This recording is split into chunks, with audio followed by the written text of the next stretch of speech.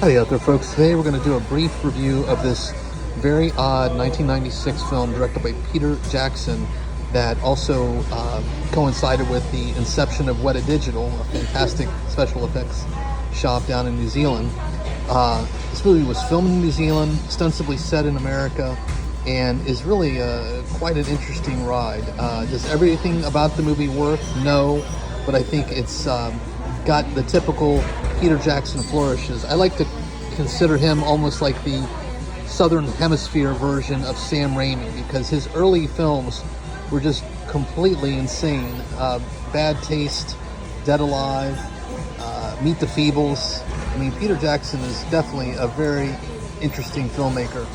Sadly, I think he kind of lost his mojo after the original Lord of the Rings trilogy, but there's no denying he has talent.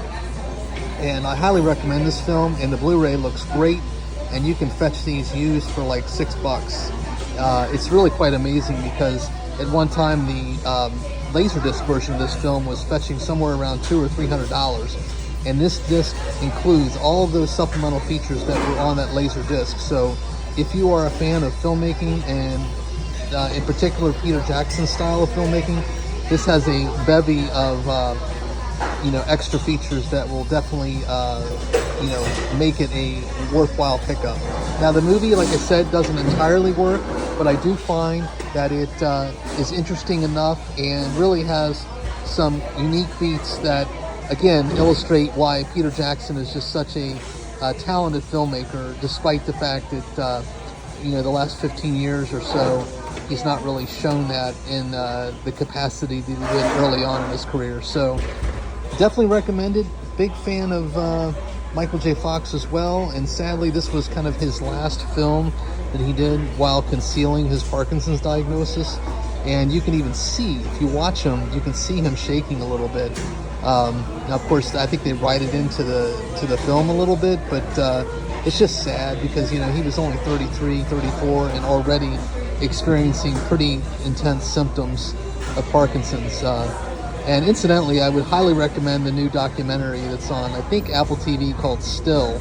It's just fascinating. I mean, honestly, he's such a charismatic and likable actor, and what he did early on to get famous is nothing short of remarkable. I mean, the fact that he filmed Back to the Future and Family Ties simultaneously while getting probably 3 or 4 hours of sleep a night is just unfathomable. I can't see how anyone could have done that. But in any case, I digress.